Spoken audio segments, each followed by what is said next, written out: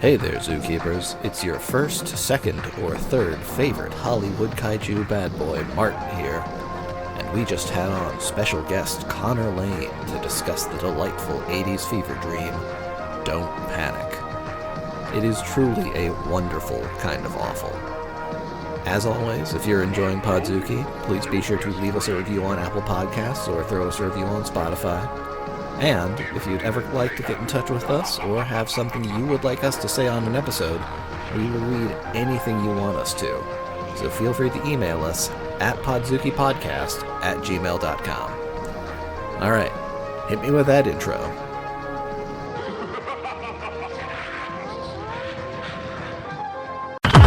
Render unto Ghidra what is Ghidra's. 10 to 1 he sees you through a beaker and a tweezers. Read the fine print and be like, what's the big deal? Spun wheels of steel since broke wheel, big wheel. Back when it was greasy as curl, now it's easy dread. Had a rhyme on how they used to tease him about his peasy head. Yes, y'all, to the beat. Have a ball.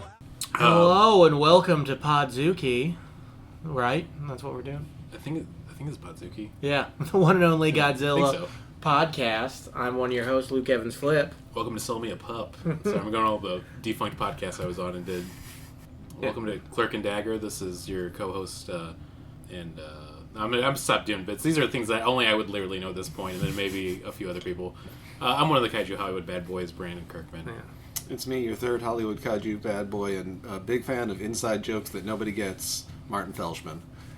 Everyone give it up for our very special guest, good friend of the show, good friend of all of ours. Give it up to Connor Lane. Well, not Luke. Thank you. Sorry, Luke. Well, in time. we've had a little conversation now, and you know, Connor recommended this movie. I think that qualifies for instant friendship. Yeah, yeah. We used to work together. Let's dig in. I was listening to the Chud episode where Michael at one point was like, I was watching this at work and I was like waiting for somebody to say something. No, we're like, no, that sounds right. Yeah. Okay, Like, so check it out. you recommended this movie. This was your idea? Yeah. Where did you find out piece of about it? shit. How did you know about it? I like during quarantine, I had this like group of people like formed like a horror movie chat. Like we would watch movies every week, and then like a different person would select a movie each week, and then like we would chat about it over That's Zoom. really fun. Which was awesome. And yeah, one of my friends heard about this movie, and we watched it, and I was just like, yeah, blown away by it. I think several times I put my arms up and did the Martin Scorsese cinema. Yeah, this came out in like '87. It came out in theaters, and like it was something that people went to see. It's not something where like, oh, it came out in like one theater and then they. I do know like the didn't even realize background that. history. No, do you know the background history? I behind don't know. Okay, 'cause that's went what I've digging, and I could find so little on it. It is originally a product of Mexico, but they released it in the States. It was clearly designed to Right. be. It was like it looks like a Mexican version of those Italian horror movies. I almost feel like they Sergio- probably recut and redubbed a lot of scenes where I think it was going to be like, you know, in Spanish originally, and then they were like, okay, you're all talking in English now. Because there's a lot of odd accents all around that would match up with that.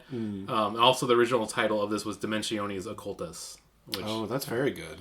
instead of Don't Panic. Just occult dimensions. Yeah. And it was directed by Ruben Galindo Jr., who's done a bunch of like schlocky horror Mexican films. So, Oh, okay. but there was like no details I could find on this. The mystique behind it, I think, makes it more enjoyable because it's. I want to like start off with this right away. Like, I'm a huge fan of The Room. I've seen it at the Music Box 3 times. I've watched it so many times. I know every fucking thing about The Room. I don't want to. Like, I like that we found something that should be a cult classic, but it's like such a mystery of like, how is this made? All these actors didn't do shit. I don't know anything about the director or the writer. It's not on the internet. It's beautiful. It just exists. I love that. There are so many decisions that were made that had to have been made, but you can't understand why. No, I don't think anyone could. Can we talk about the pajamas right away? Oh, I love Hell, the yeah, pajamas. the little boy pajamas. Yeah, they're great, but it is every decision somebody making a comedy would make. Like somebody making this movie as a legit comedy. I like your approach would to do me the same thing. being excited about the little boy pajamas like a dad upset at a kid that's trying to eat dinner. It's like, no, that's great, son. I appreciate it. Could you please eat your hamburger? Could you please eat it? We have to go soon. I don't know if it's the the director maybe had an English cast and it was always going to be in English, and he didn't know how to direct maybe from English to Spanish. If there's some weird disconnect, he also wrote it too. We're getting ahead of ourselves. The movie opens up with sorry. What is the name of the main character? Michael. He is an American kid living in Mexico City. His senior year in high school. They don't say how old he is. He's at least 16. It's his 16th birthday. He's at least 16. He looks like he's 40, and he wears a toddler's pajamas. He's 16, and his friends are leaving from having the most milquetoast birthday party ever, Coca-Cola and party hats, and I think there's a version of this movie where he's much younger than a teenager, or he was supposed to have a younger brother who was having the visions, and then the older brother was the one who was doing the action stuff, but they just decided to hell with it. Or that's good theory. There's definitely scenes when the main character mainly is in the little boy pajamas when he's acting like a child. They just morphed them. They were just like, all right, we're going to cut one character and just combine him with the younger Or brother. they wanted to put some very uncomfortable sex appeal into the movie with Eyebrow Girl. Man. Your message in the group chat was amazing, by the way. Can you describe it, please? Well, I'm still getting there's the love interest in the movie has the worst eyebrows I've ever seen, and I was hoping that I wanted to get a woman's perspective, but I guess I do know some, but I didn't ask them. I didn't want to send them pictures. I have heard of women. In theory. I figured you have a wife, so you could just ask, hey, these are bad eyebrows. I did ask. She said they were bad? They're very bad. Oh, yeah, but she also gets her eyebrows threaded every month or so. Well, so she knows bad eyebrows when she sees them. Yeah, women do so many unnecessary things. I'm the one making fun of this woman's... I don't want to make fun of somebody's appearance, but they are I called it a tribrow because she has her regular eyebrows, but then this little bushy trail connecting the both of them that went down the bridge of her nose. I think it's because it's such a weirdly natural look, but then she also has such a plastic 80s look for her wardrobe and her appeal at the same time. It's her voice. I think that's what oh man, her acting. If her voice, I don't think that can't be her voice. Right? I haven't. I don't know voice. if this is a term somebody's using. I'm coining it, but it hasn't. There's bad acting, there's good acting, there's method acting. This is the first time I've seen something that feels like it's anti-acting. Every choice she makes is to make sure that she doesn't want to act how she's supposed to in the scene. Happy birthday, Michael! I wrote that down too. It's crazy because the movie starts, the party's over, all his friends leave, and then we get a shot to show that his mother's an alcoholic. Woman with there's such an amazing line with a clear liquor bottle. She goes to bed. And his friends come back. Let's stop real quick. I'm tired of movies portraying alcoholics as always drinking vodka. I want myself a whiskey alcoholic. Right. We never get if it's a man, it's whiskey. If it's a woman, it's wine. Water. Yeah. If it's a woman, it's wine or it's clear. Yeah. Let women drink whiskey. I'm tired of this. His friends come back. Yeah. And they bring a Ouija board, as well as the new girl, who is easily the least attractive woman in that room. Yeah. We need to talk about this too real quick for the podcast. We're recording this on top of an Ouija board. If we put a demon into your home because of that, we're sorry. We didn't know. There are 2 Coke cans with No, we didn't do the Coke cans. We did do the Ouija board, though. So, sorry. He mentions the Coca-Cola cans because at a couple of points, the Coca-Cola cans are so pronounced that it has to be, Coca-Cola, I don't know why Coca-Cola would give them money, but Coca-Cola had to have given them some money. Some money came into this movie from somewhere. Because there's even, it has a song that plays near the end of the movie seems to be the only reason it is titled Don't Panic, is because the name of the song is Don't Panic. Well, it came out the worst time they could play the song, I think. Absolutely. Oh, Did you look at the credits, though, to see who did the song? No. I looked this time. It's the lead actor. He wrote and sang the song. Really? Good for him. Isn't that... Yeah, so that really... there's a lot more... I'm going to take a picture of that I want to know. The Ouija board. Okay, so that's so this is definitely part vanity project then.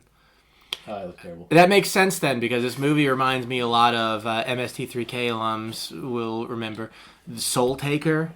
I didn't see Soul Taker. It's Joe Estevez and Robert Zadar, but it's a vanity project made by the lead actress slash writer of the movie. But this felt like that. But like we said, we couldn't really find much background info.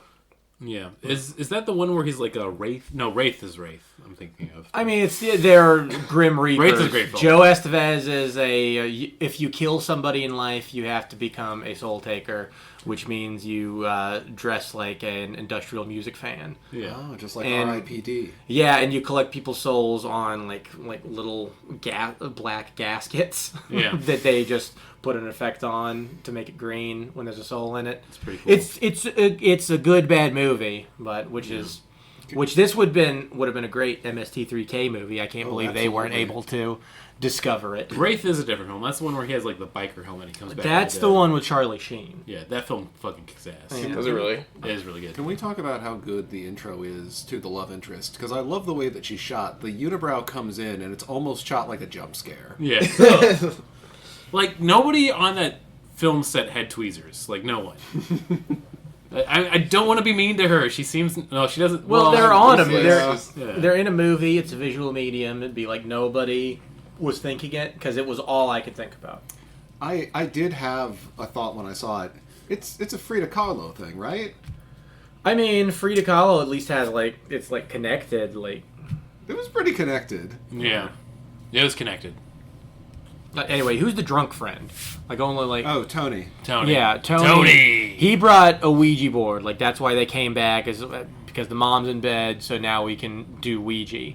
And Michael's all upset about it. Like he has a history with Ouija, but do we ever find out? There's nothing with the mom thing about that. No. Yeah, they never say they don't have experience with a demon coming out of it and possessing them. Well, they didn't explain it, but I did feel it was heavily implied that his father beat him with a Ouija board. Yeah. Literally? Yeah, sure, Okay. why not? Okay. So That father, oh boy. I have a responsibility to the corporation. I'm just Don't supposed we to all, turn down brother? $1 million deal? Yeah. yeah. Birthday party? Yeah, broken home, drunken mother. Again, Wyatt was probably a smaller child, not somebody who... It would We make see him sense. lose his virginity in this movie. Yeah. Like- In his cool room with a bunch of race car I posters. can't believe how it felt so much exactly like the love scenes. Oh my from god, the race car posters! Oh, when I he forgot had, all he has about the the race. breakdown. No, just the fact that they when he's ripping them all off of his wall, but just the fact that he has so many We're posters gonna- of race cars. We're gonna keep on going his with walls. Luke's theory because it's so fucking funny to me that it was gonna be a kid and they're like, okay, well he's gonna be a teen, so somebody's like, okay, there's one horny poster of a woman. There's yeah. one poster of a woman and so many and none of them are straight. They're all just slightly at an angle. Why were It is bothered that, me. Is that the indicate they're thinking well, in order to show that this is a kid, clearly the posters can't be straight. They have to completely diagonal. Well, that's classic child's room shorthand, where he said parent would having let their child diagonally post that would be. Well, the kid did it himself. I think is supposed to be the idea. But if you were the parent, wouldn't you be like, "This is He's this 16. Is He's breaking all the horrible vibes. rules. He's breaking all the rules. Also, speed is like freedom. That's why he loves all those I wrote that posters. line down. Sorry, you said it wrong actually. Yeah, I know I did. The line is speed is freedom. No, he is also an incredibly lithe young man. The one point when Big he's loads? in the hospital Oh. and he has to jump, he leaps through a window. Oh, yeah. It's 6 feet above him. In the pajamas. Anyway, we're getting ahead again. So they play Ouija. So many fucking good It's- scenes. What Yeah. do they ask the Ouija board? They ask it to Oh, what year did my grandma die? Oh yeah, which wouldn't Is you my know true that? love in this room? Yeah, the sort of stupid shit that teenagers ask Ouija. But what happens that makes Virgil's the name of the demon, right? So the plot of this movie is they play with Ouija. The drunk friend gets possessed by a demon that makes him find a special dagger. Can I Yeah. Can I talk about this joke I wrote down that's very important to me? Virgil's the devil. What is this? Devil may cry? Okay, sorry. Is that is that One of them's named Virgil, right? is it the brother? Well, the Yeah.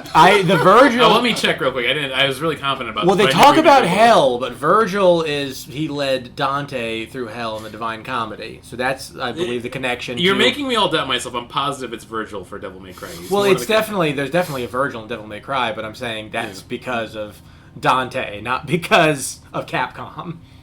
Virgil's like the guide. Yeah, well, Virgil was the poet who Yeah. wrote the Aeneid. Okay, good. And then, I'm not an idiot. Thank God. It is Dante Virgil. was a fan, and so when he wrote the Divine Comedy, Virgil was in hell because he wasn't a Christian. So he was in limbo with the other virtuous pagans. But yeah, Virgil was leading Dante through hell, then through purgatory into paradise. And then in this, they just found one name from the Inferno, and we're like, I mean it's a common like allusion, I guess you'd call it, like Virgil, hell, flaming sword. They wanted something that, What is that this wasn't Devil too May on the Cry nose. song? like Lucifer. Yeah, they didn't want to name him Lucifer or some bullshit like Right. that. Yeah, they it was- They put it a was- lot of thought into this. They Lucy. really Yeah. Yeah, they it'd be, thought of yeah. everything. They really did. Man, Yeah. that's what I like about this movie. They really thought of everything. Well, I kept being confused because, okay, so he finds this magic dagger somehow because he's a demon, and then he starts killing all their friends one by one. I think this movie was definitely inspired by like Nightmare on Elm Street. Yeah. Oh Definitely. yeah, oh yeah. Definitely. Because, yeah, there's one dream. Oh, yeah, he also, anytime Virgil in his friend's body, I kept thinking, like, the friend. They gave when him- did the friend die? They Because gave he him looks Freddy. dead. Yeah, they gave him Freddy Cougar makeup for sure. And Yeah. voice. Yeah. And he says bitch twice to the like Alex or whatever, where it's like, "Don't get away from here, bitch." Yeah. Well, I would first notice it when there's one scene when a bloody hand is coming through the roof, and like That part was pretty cool. a comical amount of blood was Yeah. dripping on his face without yeah. waking And it's him like, up. So, yeah, which is again why I keep thinking that it's almost intentional with the comedy. Oh, it absolutely was. He was having his bukkake dream again. Yeah. But in a world where all semen's red for some reason.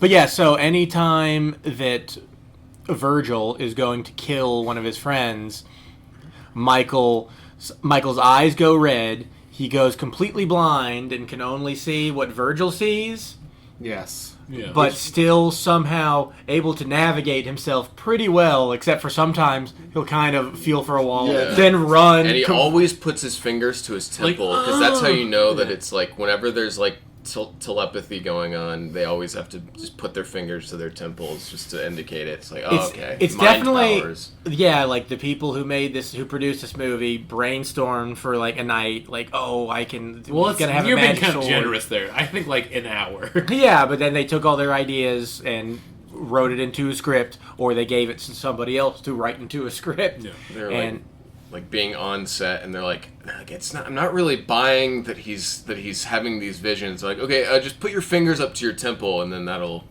tell us. Yeah, well, you'll know. You'll know. I feel like the first time he gets switched over to Virgil and he does the first kill, I love that it's so quick. Like, they do not care about this character. Yeah. Like, they show, like, one scene of him, like, getting stabbed and then waking up, like, ugh! yeah, it was the friend with glasses. Yeah. The nerd friend.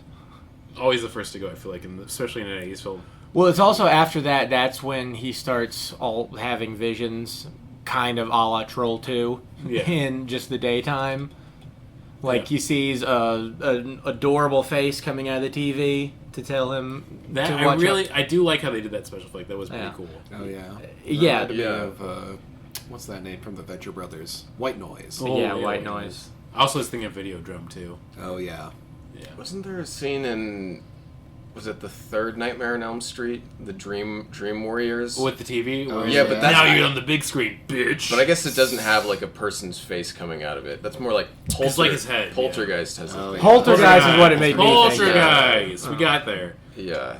Also, I'm going to Google real quick when Videodrome came out, and then I'm going to see if fucking Cronenberg stole this fucking idea. Yeah. Piece of shit. Thief. I'm going to Idea say he thief. probably did. No, it's 1983, so Well, they probably got that idea from Videodrome. He keeps having these intense visions telling him to save his one of his female friends, not the love interest, but another one who's going to die that night. And Chrissy, but we're skipping over breakfast, Luke. yeah, it's a very draconian school where he's late for school, and the Colonel Sanders gate guard is like, "Sorry, kid, bell rang, we can't let you in." And he's able to barter his way back into school by giving this old man who guards their school pornography, like it's new pornography, I guess. Yes, but yes, still, it's this month's latest issue. Oh shit, new pornographers? What? Nico Case there? Damn. So, It's another thing, like, okay, maybe they fun. could have adjusted the It's a really good casting, joke. and this would have been less weird. Like, maybe if it had been, like, that was, like, like a hall monitor or something who's, like, the same age as him. Like, oh, hey, porn. No, I think you this is much child. funnier. Yeah, but... I yeah. miss the innocent, horny porn of the 80s and these where it's like, the magazine looks like so child-friendly to everything nowadays where like it's just like a babe with a bikini on, but everybody's like, oh, whoa, hubba, hubba. Like, I don't know, there's something about that's really funny to me. I think because everything's just so pornographic nowadays. Well, it was kind of trying to be, like, Back to the Future. Yeah. A little bit, too. I mean, that might... Yeah, that's probably come Yeah, out. no, Yeah, they around the they same were time. throwing a lot of spaghetti at the wall, and that wall was fucking covered with Vaseline. But yeah, it's just there so he can run into the love interest and they can get breakfast together. yeah. Wait. We're skipping over the handwritten sign that says all students can be expelled by the dean if they're late. Oh, yeah. I don't remember that. Once I again, noted that, it down specifically because it's so poorly made. yeah, the one night session of writing the plot, somebody's like, we need to make sure this detail's in the film, and like somebody's rushing to put that sign up when they shoot.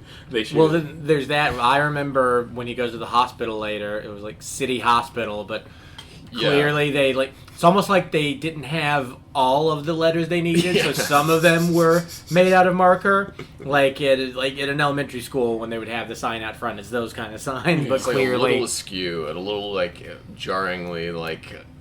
it's clearly parts of it weren't paid for. Yeah. Yeah.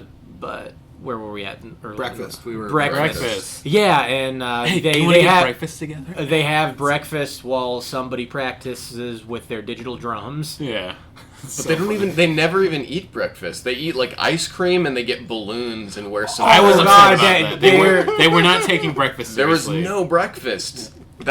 Breakfast has a very different meaning. In Yeah, this they're movie. eating melted ice cream. right Yeah. and feeding it to each other. It's Yeah, like yeah, early. It's very any interaction these two have is so gross.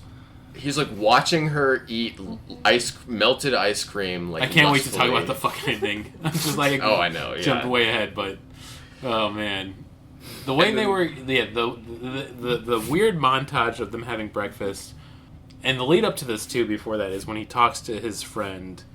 God, I'm forgetting his name now.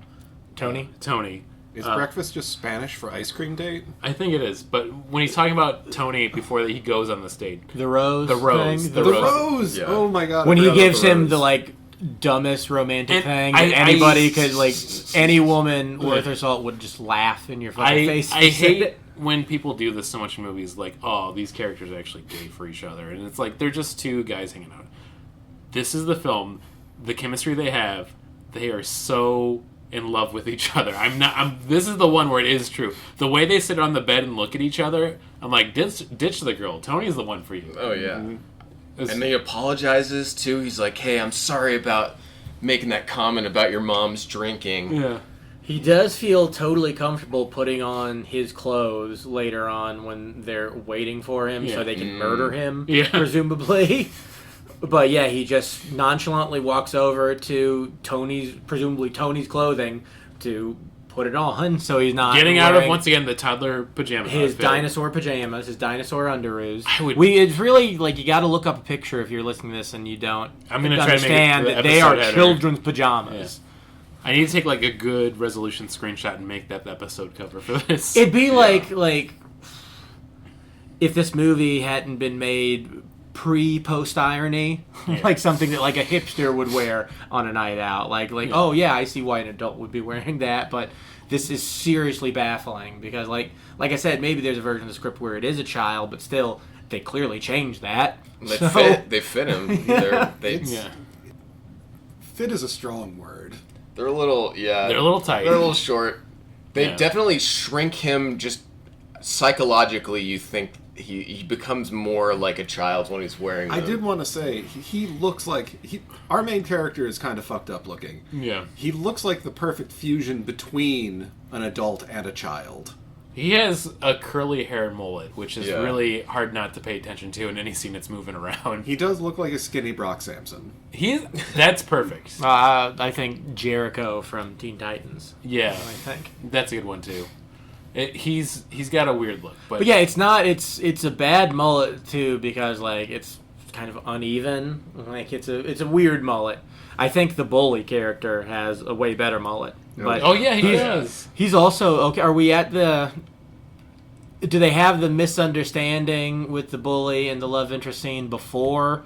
It's got to be before the next girl dies, because the next girl who dies is the bully's sister. Yeah, it's like the next day. Like they're already exclusive by the next day. Like you eat breakfast together, and then Yeah, but it's also the bully's being like really gross. Like she doesn't really look like she wants yeah, him he on basically her. assaults her. Like he kisses her like And on he's the like, mouth. it's like, it's okay, babe. I'm your brother. But then when was the he, 80s. yeah, but then when like she's kind of being like, oh, kind of, gross. She's laughing a little bit, but But then when she sees Michael, she's like, oh no, I was being a whore. Michael's gonna see that.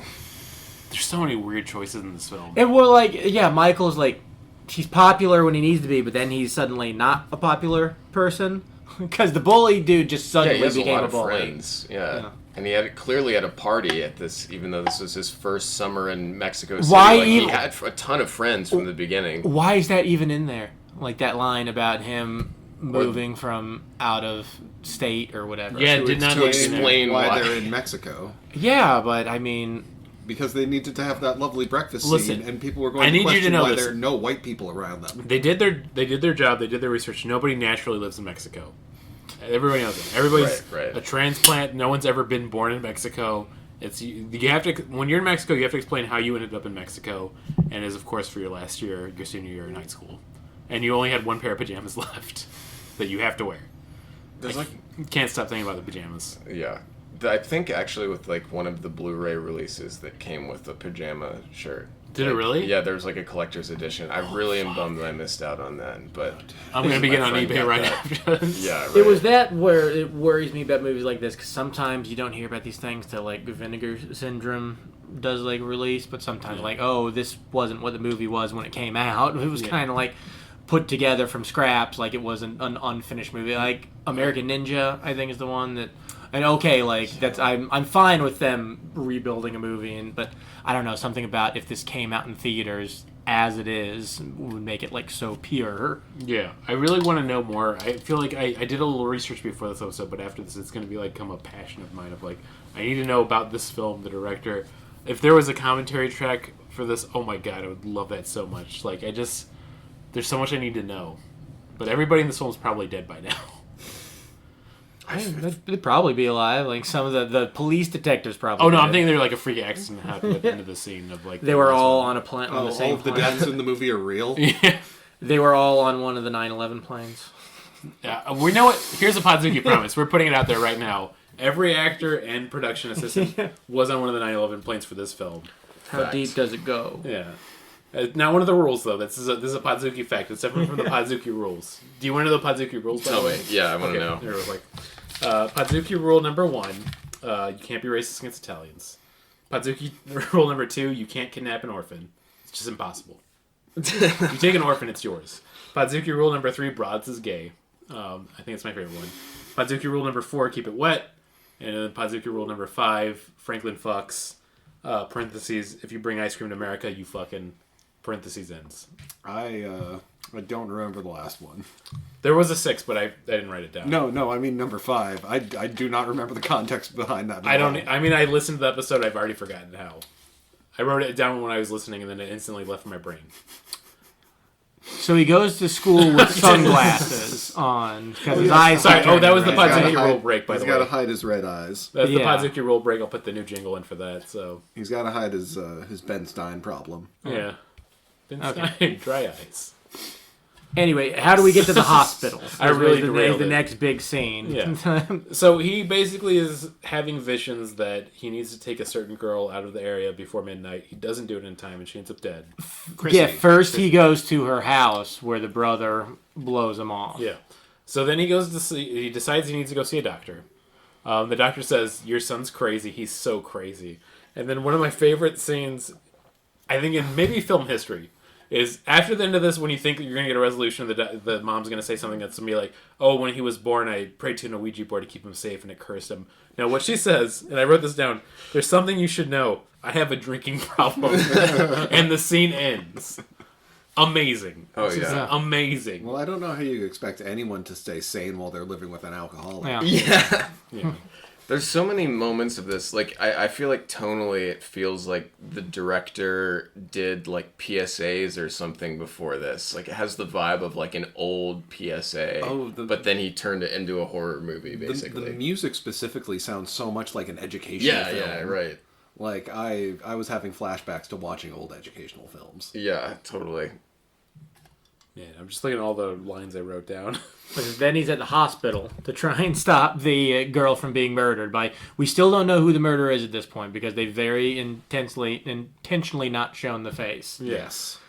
Now he's sneaks into the hospital and then then he goes blind. So it's always like random whenever he can go, whenever he's blind or not. Yeah. No, So- they didn't get a formula down for this at all. This follows my favorite scenes of the weird security guard. Once again, is a person who is not acting clearly. He's just like, they tell this guy a line, and then he says the line verbatim like a robot. Like, you shouldn't be here. Yeah. Also in sunglasses. In sunglasses. And then I want to say like a head nurse comes down, and her dedication to being a jerk towards him is so amazing. She hates that kid. I think like it transcends acting. She hates that actor and that person. I think like the way like she's holding him and be like, "No, you need to go. You need to listen to the security guard." Like it's such a weird. You gotta tell me where Chrissy is. Where's Chrissy? He has very like he's so complaining. He is he's such a baby. Yeah. Like, And once again, the pajamas just make it so much fucking weirder. yeah, and whenever he's just having to just feel around. Yeah. But anyway, he's not able to save her. She's hiding from the murderer, and the security guard tries to call her in the lab, Yeah. but she doesn't answer it while it's ringing. But then when it stops ringing, she does answer it. She comes out of her hiding spot to answer it. Like, what did she think it was going to do? It was going to be somebody that could help her? Why not answer it immediately when it's ringing then? I mean, it could have been call waiting, right? I don't know how that works. Anyway, but guys yeah, remember Call Waiting? I remember Call Waiting. Okay, But yeah, she gets killed, and then the killer starts chasing down Michael, and we get him looking into a mirror, and that's when we find out it's Tony. Yeah. And even then, that's when I was thinking, like, okay, so I don't remember Tony dying. How No. did Tony die? Because this movie should have been, like, it was years ago, they killed Tony in a drinking game or something, and then covered it up. Like, Yeah, there's a scene that I feel like was cut. Yeah, like how prom night was, like somebody coming back for revenge. But no, it's not till like the end of the movie when he just says in one line, like, yeah, he was possessed by the demon Virgil out of a Ouija board. Yeah. Or like somebody said, like, so he was possessed by Virgil because you guys played a Ouija board? Like, yeah. It was one of those two. It wasn't just the Ouija board, because he also had that little, like, home setup, right? With, like, a crucifix pushed into the wall and, like, a Right. bunch of little lines. That was like, Did he live alone? How many of these kids like live in apartments, but they're also like 16 and in high school? Like he basically had his own apartment. well, he Yeah, did like- appear to live alone, considering that they went in there with guns to kill him later, and like there wasn't a mom. Right. Yeah, they're saying no. I mean, once again, it'd be clear if he had a mom, she would take the guns out. That's what moms do. Unless she was an alcoholic, of course. Yeah, unless she's an alcoholic. Which explains why there's so many guns in America. Well, yeah, he escapes from Virgil, and he now knows who Virgil is, and he just goes right home and goes to sleep. Or It's so funny. Yeah. Doctor sedates him. Yeah, they bring the doctor in because he's freaking out. The doctor sedates him, and then the bully finds out that his sister's dead. So he's like, "Oh, it's probably that dude." They could have done the funniest fucking thing in the world. Is at the end of the scene after he's been sedated, if the mom goes like, "I need to tell you something. I have a drinking problem." Well, it was already the funniest thing ever, given that the bully breaks in, he sees that he's asleep and been sedated, and it just picks him up and Yeah. carries him, takes him out. Like, you don't know, like... At first, my thought was like, okay, if he's probably going to think he's done it, but like, okay, well then why is he not just killing him now? Why is he taking him with him? And Yeah. it's just seeing, again, why it probably would have been a child at some point, because seeing this man pick up another grown man, put him over your shoulder while walking with a big fucking shotgun. Yeah, like, is one of the funniest like it things has I've a ever handle. seen. Yeah. Yeah. Man, there's another thing that I feel like I just needed to like get into with all that with the bully when they first show the first scene. This is going back a little bit though, but when he's like showing him picking on the main character Michael, and he has the glasses on to hide his eyes. Is the glasses fall off, and they have a very long scene where it shows like his foot over the glasses before he stomps on it, and this stuck out to me so intensely. He steps on the glasses, and there's no sound effect. Yeah, that's definitely. I can't stop thinking about it. I mean, he steps on them so poorly. Like, he doesn't even crush the glasses. He, like, steps on them and, like, goes to the side a little bit. Yeah. What kind of bully is he if you can't step on sunglasses? What kind of bully doesn't make sound effects? I know. That's my question. A lazy bully. And he takes them they go to a field. Yeah. Is that where he real wakes weird. him up and Yeah. he's gonna like shoot him? How does he convince him that he's? God, I can't Legit. remember the logic behind it because they're like yelling and they're doing a lot of bad acting at each other, and eventually it's like, you know what? Maybe. Oh, He tells him it was Tony. he tells him it was Tony. They somehow end up at his apartment to check it out, and then they get a weird vision. And that's when they see the crucifix that's like jammed into the wall, which I Yes. think is like just looks like he fell while too drunk. Yeah. But I think it's supposed to, but they play it up like it's supposed to be like in the Amityville Horror when they see the upside down cross. Yeah, rather than upside down, it's just smashed into the wall. It Really looks like it was the done by. crucifix. It does not look like it was done by supernatural powers. It looks like it was done by a person. Yeah. And he convinces the bully to help him because Tony visits him through the TV this time, saying that Virgil has his body, I think is the weird thing. Oh, yeah. Right. Yeah. It sounds like he's underwater. Yeah, he sounds like he's underwater. He sounds like a merfolk, just blobbing around. Yeah, for some reason that's the only one that another person is see, able to yeah. see because they needed him to be like, why would he believe him? Like, oh, well, he sees it. I like the complete shift right away. For like him and the bully now are like best buddies. And he immediately like pulled that out a lot. another huge fucking gun. This gun's for you, bro. from yeah. in front of his waistband. Like, Wow, you know, use this. I wrote that line too, Yeah. and I love that they don't show him saying yes, but they have him doing a very weak pantomime of yes, and then the scene cuts instantly. Yeah. Well, later on, he clearly does know how to use it because when he loses his eyesight and just starts shooting wildly at his girlfriend's parents' house. Yeah. We could just. I feel like we It's could. making everybody hit the deck. Like, okay, I get he sees that Virgil can see him, so he's probably somewhere he can shoot him, but still shooting wildly in yeah. every direction. No, you need to do that thing where you want to be on TV, where you got to look in the direction of the camera. Yeah. You can't just shoot randomly. But anyway, that's ahead of it. They go to the next friend who's going to be killed is the other drunk one, Robert. Oh, yeah, Bobby. Yeah, Bobby. Oh my gosh! All of the this scene goes on for so long. It's so weird because the pacing of this movie is breakneck speed.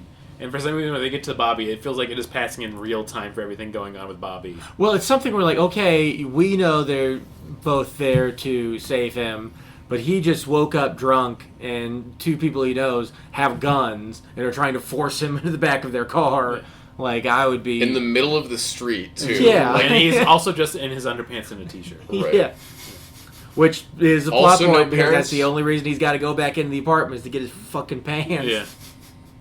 Because it's cold out, too. He says it very clearly. It's cold outside. It's Michael space. is very bad at saving people. Yeah. Can't even save himself. And then fucking Bully has to go and get cigarettes.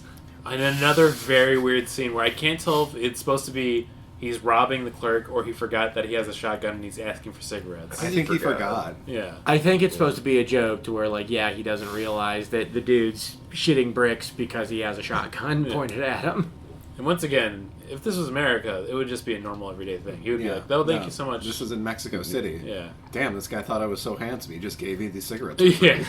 And Bobby's, like, already dead. Yeah. Like Virgil comes up and kills him pretty much immediately. Slits his And throat. the other dude walks off. And what it looks like they gave him, they just put strawberry jam in his mouth, had him gurgle it around, and it came out after he slit his throat. I will say, it was like a comedy shot, like a flat comedy shot. Just the hand just comes in and just slits his Yeah. throat. Like, no resistance at all. Almost to the point where he's like, okay. And I think it even makes like a whoop Yeah. sound effect. Yeah. It'd only been better if at the end of the slitting of the throat, he just went, bitch. Yeah, the bully comes back, sees nothing, doesn't Yeah. even glance into the back seat. Nope. He's got his cigarettes. He's busy. Yeah.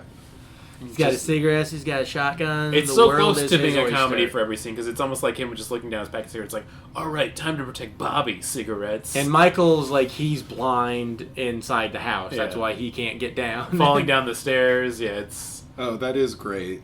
it's a comedy of errors going on. They have a weird moment where he like takes cover under the stairs. Like he's like all he sees is that the bully guy is getting into the car. He doesn't even know that Tony's over there, but he like hides behind the stairs. So it's like he could have easily gotten there in time. Yeah. It's something like you kind of see what they intended, what the thought process was. Like, oh, every time one of his friends is gonna die, he's not only he can't do anything because he has to see it, but he can't. Like he's trying to help, but he's just lost. But then it looks stupid. Yeah, it looks in really practice. I thought, and it's like I thought that they were going with the rules that initially I thought it was like the targets that Tony is going after or Virgil is going after are the people who were at the Ouija board ceremony, but then they break that when he kills the bully. So then it's... I thought the boy's gonna last way longer, to be honest. Yeah, no, I thought they were like buddies forever. Yeah, I was really liking the friendship they made, but then literally he's like, it feels like a comedy again of like, oh, only I can see him right now. Whoa, watch out! And the boy's like, what? Huh? And then like gets a knife through his basically like his throat after the first time this guy shows up, but he becomes like an integral part of the end of the film is like this detective that I feel like is just there for every scene to be like, we gotta get that kid. Yeah, detective hairpiece. Yeah, it's really bad hairpiece. Detective mustache. Yeah. They both look artificial, or they could be real. I don't know. Well, I think as far as mustaches go, the love interest dad is the best Oh, yes, mustache. yes. Oh boy, The- we could jump ahead. I feel like and get there because basically this all goes awry. a Civil War mustache is what it is. Yeah. But yeah, so this is around the time when he goes to the love interest's house to try and save her because she's the next logical death. Well, yeah, you're right. He There's has not the really vision, any right? like. Yeah. I think was the bully not at the birthday party? I thought he 'cause was. No, he wasn't at the Ouija board ceremony because he wasn't like friends with them. I don't think so. It's so it's yeah. I remember so few of the people who were at the party because nobody has any personality in this fucking movie. Yeah. Other than the mom, and her personality is she has a drinking problem. He Yeah. has a drinking Yeah. problem Well, and a there- very fun haircut. Yeah. There's not really a good like, I guess, lore Rule of, reason. like, yeah, right. for who's dying. He's just killing. He's Killing just people gotta with kill a high knife. schoolers with a knife. yeah. Once He's got again, his fancy stab and dagger. The knife, which is also the only thing that can kill him. yeah. Which somehow we'll get Showed to up out of Like, nowhere. how does he know that that's what is his weakness? So Like, use a different knife. Like Right. keep that knife at home. I got it. He and Virgil, they used to talk. I guess. Yeah. Oh, that's the right. We could suspect an entire backstory of what the reason why Like a novel. Michael has this aversion. Oh, to there's a novel. Okay, that's Yeah. what it Ouija is. boards Yeah. and It's like yeah. Star Wars. I get it. and why? Because he even said at the beginning, he said there's like a line where he was like, "I said I would never play with one again." So it's Exactly. like- That's why in he's- a movie that was written properly, right. they would tell you the backstory to that, but they didn't do that here. We make fun of so many bad movies for like having every scene where like there's an exposition guy where he comes and he's like, I'm going to tell you all the lines that's happening for this. And usually we're like, this is the mark of a bad movie. This is the first bad movie where they don't have like, wow, we really need exposition guy. Like, where is he? Well, they give exposition for like unnecessary things, like the Yeah. beginning when he's like the only time that there's a monologue or a narration is like right at the very beginning. Yeah, I've expected that to be because a narration door is always open. it's Yeah. always a Yeah, sign that's right, that the door was open. it's always a sign that they watch the movie like this makes no fucking sense. Yeah.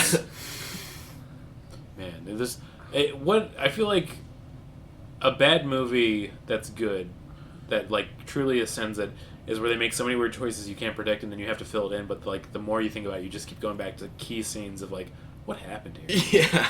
Like I really want to know like how they thought this was going to link to the bigger picture of the movie and the storytelling of what they wanted to accomplish, or is it a weird budget constraint? Like there's so many things that just doesn't make sense, and I love it. It's like a Rubik's Cube where there's only one like color, but you still have to solve it. If that makes sense. And like, did the actors who were in this think this was going to be their big break? Yeah.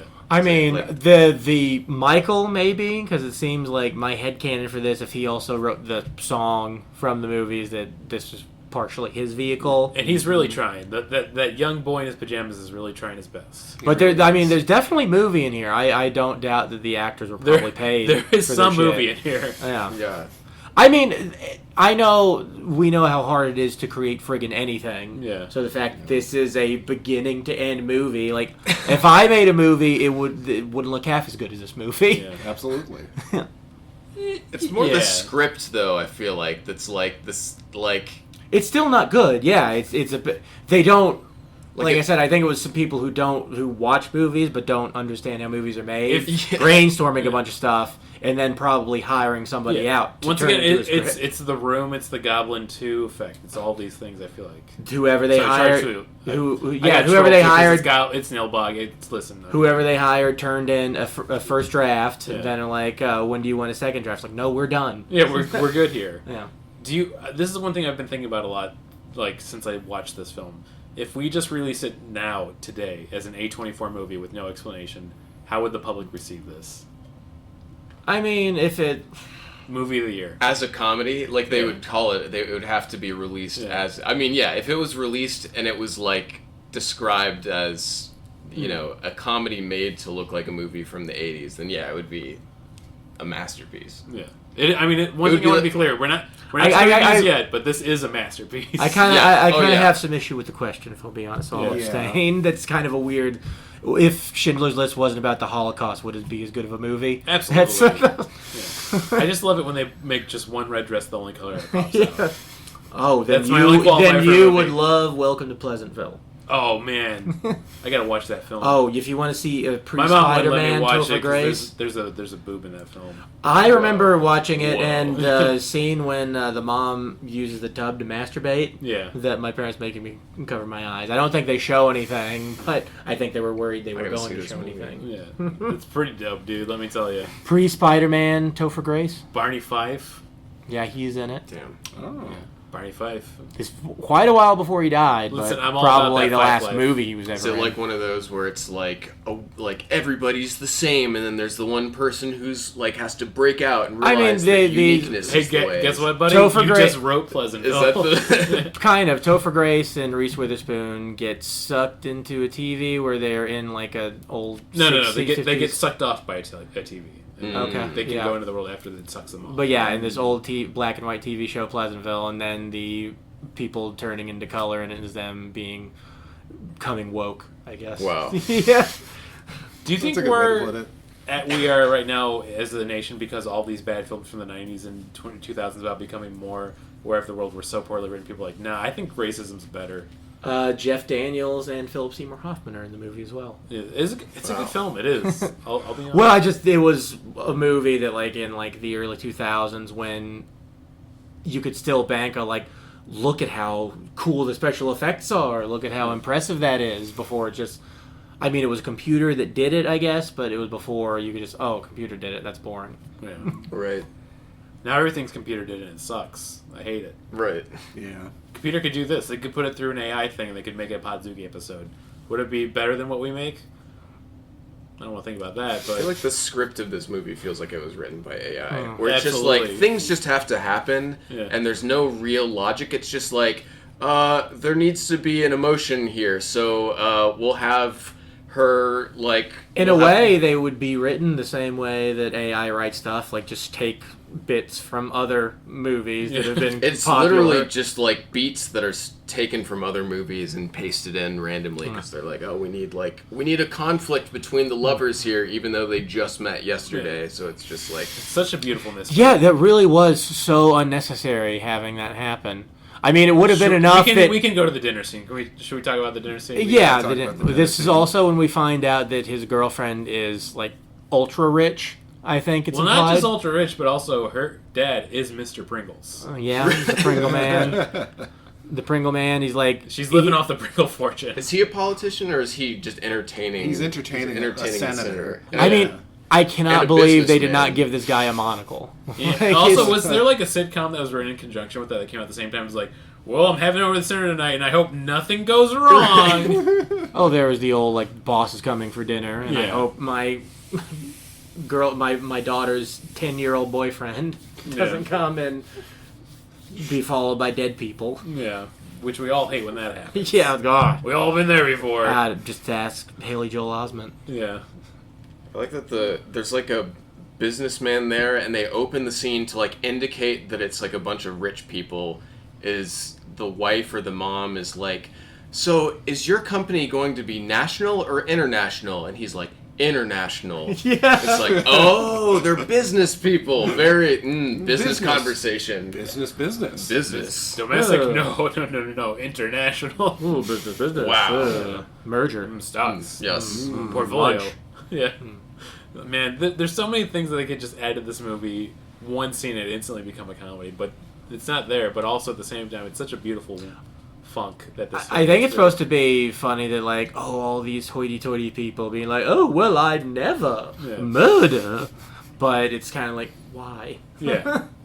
So he pulls out a gun and starts shooting everything. With wild abandon, almost kills everybody. He forgets that he's in a room full of people when he okay, he's blind, but then you would think that he would also logically be like, I'm blind, I should be careful because I'm in a room full Or of people. if I kill them with... But he's just like If I kill him with the gun, he can't kill them with the knife. Once again, that's logic. the founding principles of America. Yeah. So he does that, and then he kidnaps his girlfriend to get out of there, to save her, I guess. And then we have the show. I guess so, yeah, because even though he seems like, I guess if he leaves her, he'll come for her. So then they run away, they're followed by Virgil, then he sends her away so that he can confront his dead friend himself. Yeah. Yes. And once again, I did not know that he was going to have psychic powers and telekinesis. Because every scene about this is so Yeah, it's the end of the movie, that's when he can, like, lift stuff with his brain. Yeah. But he never does that After earlier. Well, Tony Crushed does by it a- through the TV. Like Tony, when he's like, "Prove that you're Tony," he like lifts up the roses That's through right. the TV. And again, it's like, well, wait, so he can lift up roses telepathically through the TV. Like, is there nothing else he can do to like prevent? What is the fucking thing he wanted to say with the rose? Like, oh, this rose will never wilt like our love. As Yeah. long Yes. as we're in love, Right, this but- rose will Forever, never yeah. wither. But, I mean, the rose is gonna wither if it's an actual dun. rose. No, I thought it was a plastic rose. Yeah. Did they say it was a plastic rose? I thought because he had like 8 of them. I thought. I they mean, were plastic. it would have to be a plastic rose for that to make any fucking sense. Yeah. But That's why it's best to give people you're in love with a plastic rose. I feel like I'm already seeing It'll it never like wither. Exactly. because of this It's not podcast. tacky, This is going to be the it's episode that goes romantic. viral. A year from now, this is going to be playing in the music box. People are taking plastic roses and throwing them at the screen. no, everybody knows you get your girlfriend one of those little paper roses that comes in a crack pipe. Yeah. That's just romantic. Yeah, especially if she likes crack. You're the only hit I need, babe. Oh, that's very good. I like that your crackhead sounds like Hank Hill. Yeah. Yeah, he's a conservative crackhead. He's fiscally Aren't into they? drugs. Aren't they all like as Yeah. conservative as you can be? Yeah. Man, 2025, am I right, guys? Woo! Getting back to this final showdown, there's a lot of things going on. There's a lot of going on here. Once again, It's in a generator factory, an electricity factory. Yes. I think. Yes. Which I immediately tune out whenever any movie takes place in like a generator factory or like industrial like tunnels and stuff. It just something about it just immediately loses me. Where I'm like, yeah, that's like the entire movie of Chud, basically. We're going back Well, it's to definitely. I mean, it's something like that. It's like instant production value. Just a place where they're closed for the day, and you can have all these big metal things that look expensive. right. They can have the whole thing of like hiding behind things and things falling off of the ceiling and Oh, stuff I like can think of that, all and- sorts of cool stuff that can happen here. Oh, but yeah. they're probably like, oh, we can't do any of that because we're not allowed to go near any of the equipment. Yeah. Not even think about touching it. But yeah, they're there to have their final showdown, and is he doing anything other than just shooting at him? I know eventually somehow one of the big machines falls onto him. No, he drops a fridge on him. He drops a fridge on him. Oh, Okay. wait, was that a fridge? It looked like a fridge to me. It was like a So generator it's- fridge thing. So it like Earthworm Jim. yeah, kind of. Yeah, I think Okay, so. that's the movie then. That's the right? movie. That is the No, that's right. The main character dies in this movie. main The main character dies. dies, and then He's being force choked. Yeah. He's being force choked, right? They didn't have him. I think they wanted him to get tangled up in that big chain they showed earlier, but it was probably like I said, no, you can't do that. That's something we use, and you will get hurt. Yeah. Or that was the child actor originally, and that did happen. Okay, I don't want to. No, it's not. Well, it makes me think of another bad movie. The ending fight scene is very famous. I think. Betrayal or something. Cynthia Rothrock's in it. It's got the dude with like the curved knife licking it, but he ends up getting like they put him in like a chain and then they push him along. Oh yeah, no, they put the chain into his eye. Oh, yeah, shit. yeah. Oof. Seems like a bad way to get a chain in an eye. But again, yeah, it's just like Yeah, abandoned factories are great Yeah. places to have fights. Yes. Yeah, I mean sometimes I want a chain in an eye, but not like that. So he's being force choked, and he hasn't. Like, I guess his friend's body could be dead, but like in The Omen, you have to actually kill the spirit with the dagger. It's got to be stabbed. Yeah, it's so gotta far, be he's been crushed. And he knows crushed that with the somehow. fridge. Dracula logic, of course. Yeah, the love interest comes back. Well, no, Tony told him. Tony's spirit told him. Yeah. Wait, but I'm. Because there is even Why does he? there's even even a scene where they go back for the dagger because he was like, I saw him throw it. I got to go back and get the dagger. Come with me. Oh and yeah, get the it." weird like scene where they're like it's in the middle of like a random forest and they grab it. Yeah. Yeah, it's they get the dagger. He gets stabbed. Michael dies, and then his friend also dies, and it just leaves us with Alexandra basically on top of him going, Michael. Well, the whole reason it even happens is Tony's body, like, Virgil tricks him because he pretends to be Tony, so he, like, drops the dagger. He's like, Tony, I knew you'd come back. And then he force chokes him. Then Alex comes in and does the weakest, worst stab I've ever seen right. in cinema. They're like, ugh. Like basically that. Like after he's like, you can't stab me, bitch. Yeah. They have to give him two bitches so that they can just solidify that he's Freddy Krueger. yeah. Also, like his- just one line away from like my favorite movie, Nightmare on Elm Street, bitch. Yeah. Also, his demon makeup looks different than it did earlier in the movie. Yeah. I don't know what's up with that, but they I definitely. do think it's supposed to be, like, progression of Okay. demonization. Yeah. Fair enough. Like The Exorcist, where it's like randomly her face is more cut up and more like Yeah. Exactly. Yeah, sorry. That's good. No, we gotta get the can sounds. But yeah, then we're at Michael's funeral. That's the next Yeah. scene. Yes. So there's so many things that go in my head. Is it going to be like they lower him and his like fist punches out of it, or is it going to Right. be like he comes back to life? I was... the Carrie ending. Yeah, but no, they just show Alexandra crying and bawling and then putting the rose on there, and she remembers like, if you have this rose, our love will be forever. And she looks up to the sky and smiles, and they play the most happy music possible. Yeah, it's like a real kind of the flower forever. turns like blooms or something, Yeah. doesn't it? Yeah. And but it's such an anime ending. Like like I guess that's supposed to like mean something, but be with the her rest of forever. the movie wasn't like that. Yeah. And also, yeah, they're 16. I don't give a shit. Yeah. They knew each other for like 2 days, basically. Yeah, had very uncomfortable. We didn't even talk about the sex scene. Oh my god, that's Yeah, we don't need to. It's like even worse than the room sex Yeah. scene because they're at least adults. Like I don't doubt that these people are of age, but they're supposed to be 16. right. And she's like afterwards, she's like, Michael, I have to tell you, this is my first, and he just goes, shh, Stupid. You're stupid.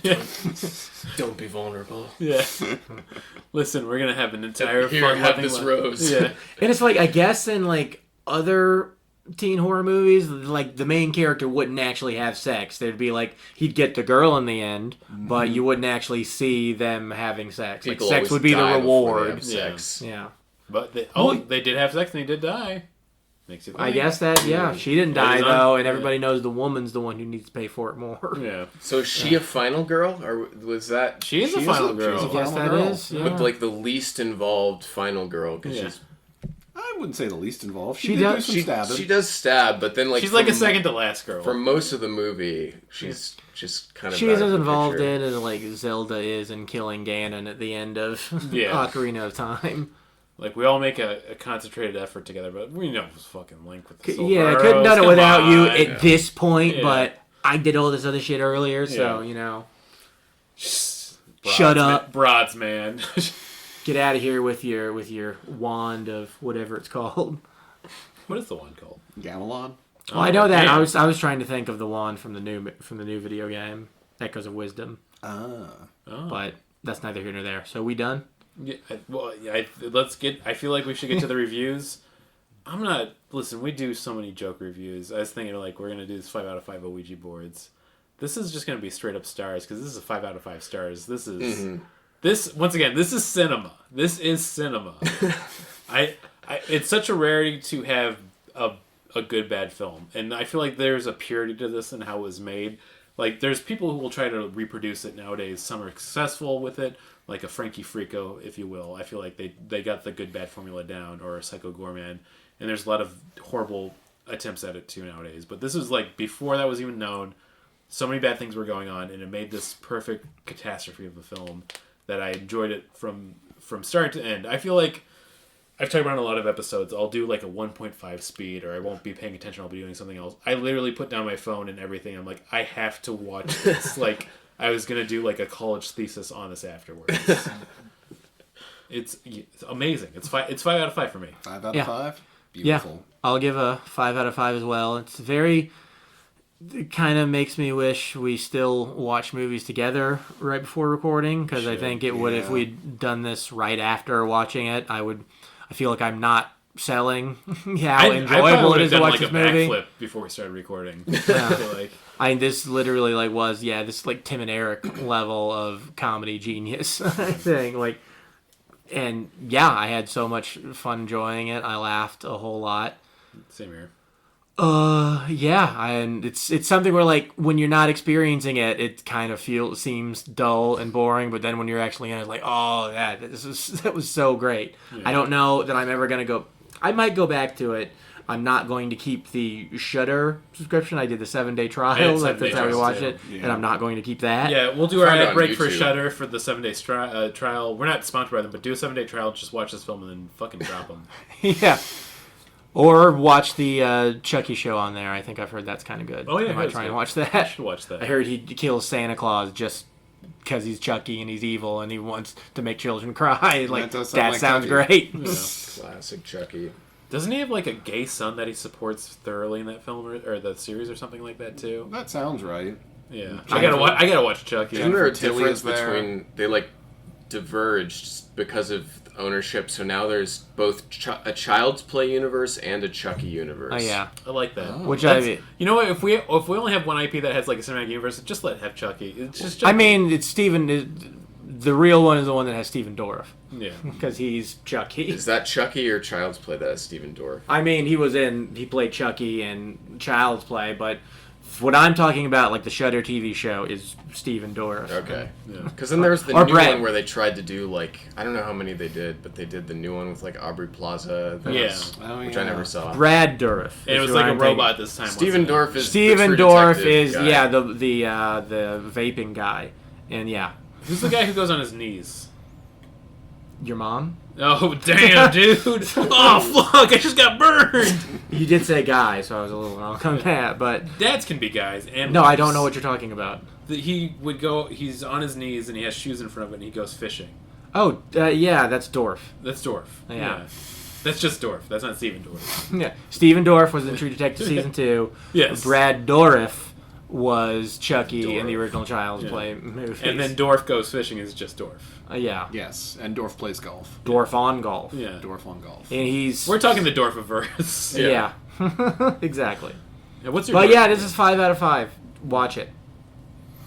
My Dorfsona is... I'm sorry. Okay. No, I gotta give this movie a 5 out of 5. I just had such a great time watching it. I have to echo Brandon's statements of films that we've watched. This is one that I sat down and actually watched on the television. Listen, when I was watching it, I was gonna fuck off. I had my phone ready. I had fucking the One Piece sim open to try some deck stuff out. I stopped everything. No, this is art. I cannot look away from this. Well, at any one moment was potentially the funniest thing I'd ever seen. It really was. Yeah, for every moment that we mentioned, there's like it's like beat to beat, like just what is going on. It doesn't have where a lot of bad movies does, where like there's some of that, then like 40 minutes at the end or in the middle Right. where it just fucking. It's clean, nothing. it's trim. Like all the bad is there, and you don't wait for it. Like literally, the bully scene I think about so much. Like I'm going back to is he bullies him around with the worst acting you've ever seen. He gets knocked to the floor. Michael goes, ugh. And like his glasses fall off, and then there's like literally his foot is like above it for a second, where like almost will spin around, and then slams down on the glasses so hard, and there's no sound effect. Like there's so many bad things that don't make sense happening all at once. I'm just like, what is this? What's going on? And then you go to the next scene, and he's just suddenly like stabbing a friend to death with like jam coming out of their mouth. I just remembered too the only moment that there's slow motion in the movie is when he's having the freak out in his room. Oh, and that's right. We didn't talk about the freak out in the room. And he knocks over like a thing of Legos or something, Yeah. and it's like the only moment where they're like, and we're gonna do this in slow motion, where he like turns and knocks it over. And the sound it was a mixing cup full of pencils. with pencils, it was It was like a cup full of pencils. Oh, that's The sound mixing yeah. is really bad. We didn't talk about this either. The sound mixing is so bad that everything has like a weird reverb to it. It's like they recorded the dialogue too loud. Like the S's and the Yeah. P's are really Well, like, it's a lot of this was done MOS. You can tell where like they recorded the dialogue later, and with a terrible microphone, or they had it blown out, and or peaking whoever like did crazy. it, didn't know what they were doing. But there are a few times when like they are using the sound out of the camera. They're like very few, but it's like, why did they do that there? When they're in like that cafeteria scene. Yeah, that was probably the most. If it was in the school, was when they were doing like it was diegetic sound. But at first, I thought it was like how like when Italian horror movies did that, where everybody would be speaking a different language, and they would just like they would read their Right. lines as they were, and then Zombie 3, everything if was you going will. to be. Yeah. Voiced over later, but that's clearly not what they did. Again, this just needs kind of like to get like the Troll 2 treatment, where we just haven't need done to Zombie 3 more for about this it. podcast. Sorry, I was just thinking out loud when you said zombie. Yeah, I know. You Hey, do it wouldn't that. be an episode of Podzooky if you didn't interrupt someone to say we need to watch another movie. To at some say point. something completely asinine. And then we'll never watch it either. Beautiful. Sorry. Hey, listen, we're all getting distracted. I give it a 5 out of 5. Connor, what is your review? I give it a 5 out of 5 as well. I just think like I feel like going off of your point about bad, like what makes a good bad movie, and like there's all the I don't know, there's a lot of like deliberately like people trying to deliberately make this type of movie like, and it never works because it doesn't have the earnestness of like you need somebody who like. It feels like somebody earnestly made this thinking that it was going to be great, and then they just are completely tone deaf and just don't know how to execute. Absolutely, especially But they're back trying at to this do- point, there had to have been a personality pushing the movie Yeah, to be like- finished. Like, clearly this was made earnestly to be like an actual movie, and it wasn't supposed to be funny, but that's what makes it so just bizarre and hilarious. So yeah, I would give it an accidental masterpiece. Yeah. 5 out of 5. I think I was texting you about this when I was describing this film, and if I had to do one sentence of why it's so great, it's like this movie kicked ass for all of the wrong reasons. Yeah. Like, it just, everything was a misfire to the point it becomes transcendent. Right. It's, I still don't understand how nobody said anything about the pajamas. Yeah. Like that wasn't an argument. The on actors- set. No actors I've been acknowledged on it. short film sets where there've been like hour-long arguments about lights, like Yeah. one light being on or off, and that nobody was like, he looks ridiculous in that dinosaur I like the- under his set. There's a version where I think this film's made where this is the actual history of, like, they just need to get it done. They're, like, on day 400 of shooting this. Everyone's so miserable. He shows up in the pajamas and everyone's like, just fucking shoot the scene. Just fucking shoot it. I don't give a fuck. Just fucking finish this. Or the actor demanded it and the director hated it. Like, the actor was Yeah. just like, this is what my character would wear. Like, he's like full method. He's just like, this is, like, I am accessing my inner child. Like, I've just done one acting course. Like, Well, it was definitely a thing on Troll 2. One of the reasons it's as weird as it is because everybody had to do the lines exactly as it was in the script. There was no way able to deviate from that because the dude who directed it just didn't know English very well, so right. he couldn't really direct out beyond just like, oh, that's not what it says in the script, so do that. They're eating him, and then they're gonna eat me. Oh my, no, it's oh my god! It's the most famous line Yeah. in the movie. Sorry, I forgot. I feel shamed now for this. tighten my belt for hunger pains or something. Oh, from yeah. the dad. You can't piss on hospitality. I won't allow it. Yeah. But yeah, go see Troll 2. Yeah. Yes. Man, I feel like we'll go to the stupid game section in a second, but like, I want this to have a cult following, but I feel like I don't like how films get that nowadays, and it becomes something else completely. Mm-hmm. There's a purity that like this is a nice hidden gem. I feel. Well, it's something that the internet does. It's kind of insidious. Like, when you're in high school and you're joking with your friends, Yeah. and somebody does a joke that's like kind of edgy, kind of risque. It's like pushes the boundaries a little bit, and everybody laughs. Yeah. Then that friend who like nobody really likes, but he hangs out with you guys and doesn't get why it's funny, starts Doesn't using get that it. joke, Yeah. and then everybody's uncomfortable. Like, oh, they did the same thing. Like, well, you don't get it. It's like they're trying too hard. Yeah, exactly. Or they Pandering. understand that other people enjoy this thing, but they don't understand why Yeah. other people enjoy this thing. They just understand that other people value it. Right. 100%. Yeah. Stupid game. Stupid games. I didn't prepare anything. How tall Steve Buscemi? Yeah, it's a good one. I think if we had not had a moratorium on this because there was some controversy whether or not it's 5'8" or 5'9", I think. But we're still gonna ask you how tall. Yeah. Connor, how tall Steve Buscemi? Oh man, I feel like he's got to be just like average, but like 5'10". Like, isn't that average? 5'10" average. He's 5'9". He's 5'9". Wow. I was gonna say I just said it was either 5'8" or 5'9", and then you came out with 5'10". Yeah. So I like bold the strategy. confidence. Yeah. We're trying to throw you off. Whoa. It's easy to remember. You just have to remember Steve Buscemi is 69 inches tall. Right. Exactly. If you divide it. I feel like we should go to what's the deal with this kaiju, because we haven't done it in so long, but the list is so long, and it's. Do we need to? Are we doing like the MCU reboot of the what's the deal with this kaiju? I Should don't we know just what let that it- means.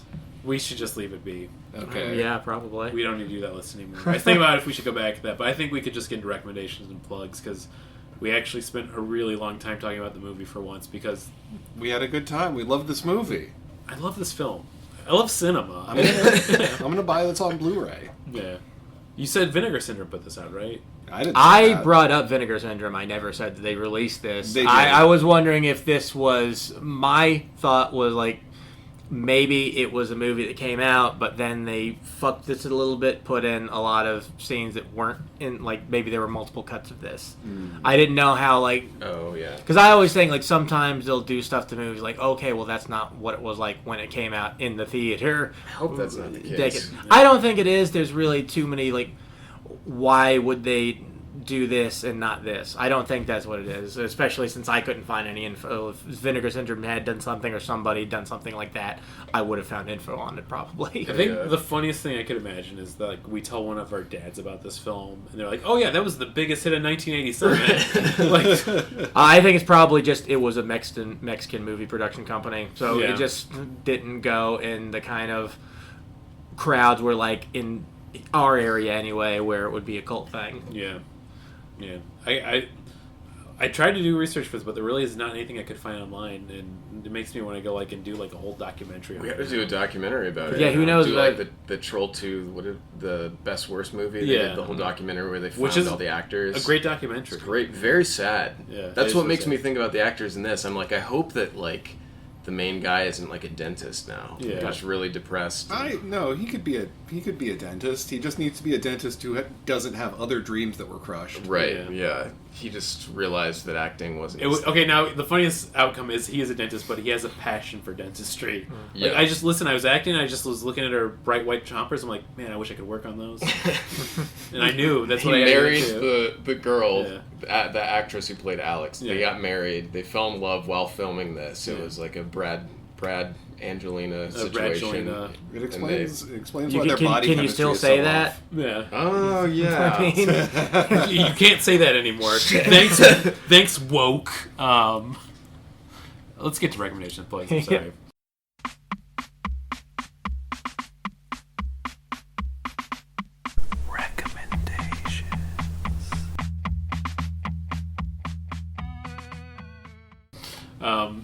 I feel like I don't want to kick it off because I've done the last few I'll times. kick it Wolf. off. Yeah. I have no plugs.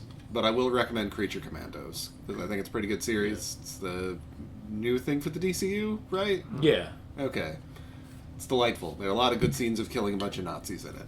Yeah. Hell yeah. God, I would love for that happening in 2025 right now. Yeah, me too. Fill in the blank, you know who I'm talking about. Yeah, I don't have plugs. I recommend. I finished a rewatch of The Sopranos. Still holds up. Ooh. Now, Tony Soprano's not a good person, and it's weird that I think some people think he is. But I mean, it's the whole Breaking Bad fight. I know. Club I syndrome. understand. Like it's like people who think guns are penises. It's that sort of thing. But Man, we're back on Videodrome again. Damn. But yeah, Sopranos is good. James Gandolfini is a good actor. R.I.P. Yeah. R.I.P. to a real one. Yeah. This is going to be a real wild recommendation, but... Well, maybe not, because it's becoming really popular, and I completely understand why. Me and Barbara and Transplant, we've been watching Traders. Oh. It is a reality television show where they have a lot of like B to C list reality stars.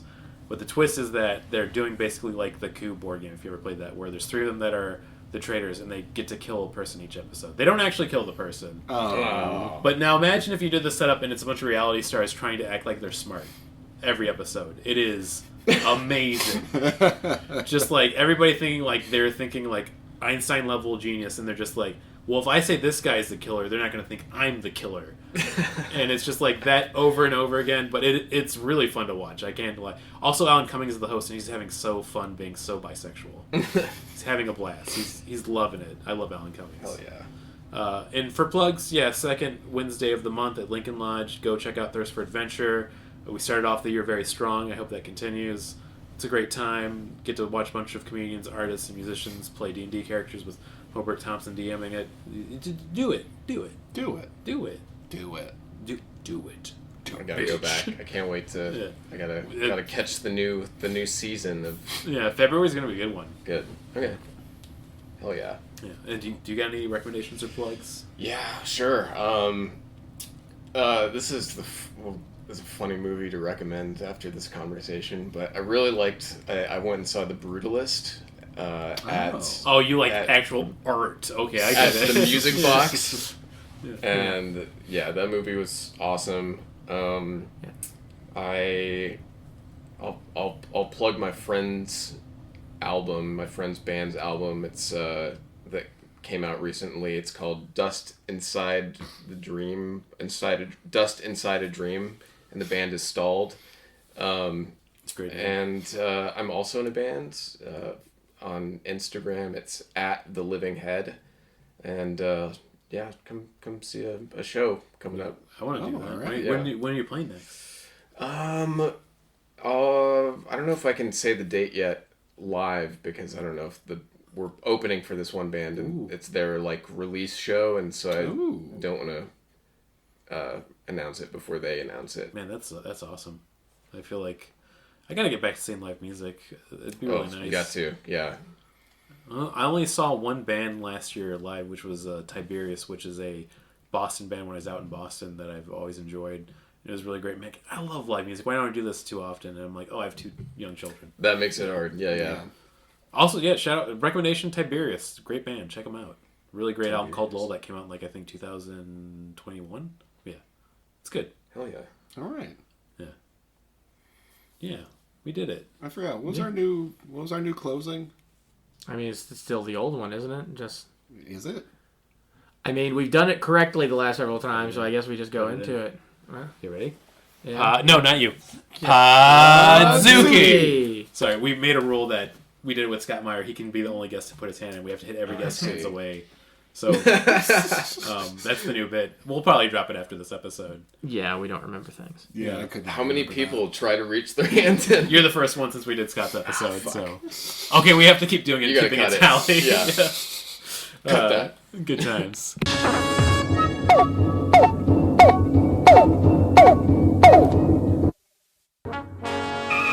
We regret that you have not yet complied with our order.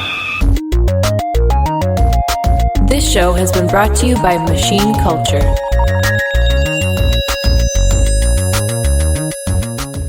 The words get stuck in my throat.